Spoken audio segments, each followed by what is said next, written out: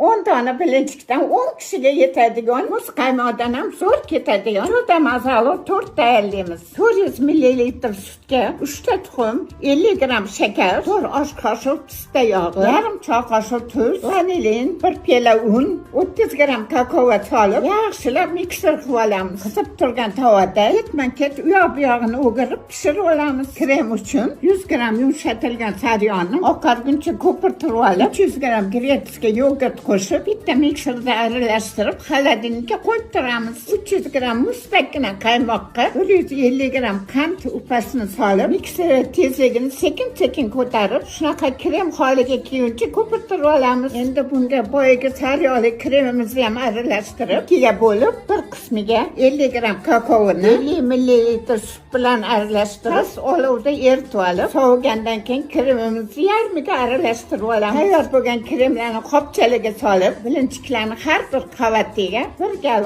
oq, bir gal qora qilib, shu ko'rinishda yurg'izib chiqib, har bilinchik qo'yganimizda cho'p yordamida kremlarni izi bo'yicha yengil bosib, chuqurcha hosil qilamiz. Shu chuqurchalarga kremni yurg'izib chiqamiz. Eng ustiga qolgan kremlarni surib, xohlaganingizcha bezatib olsanglar bo'ladi.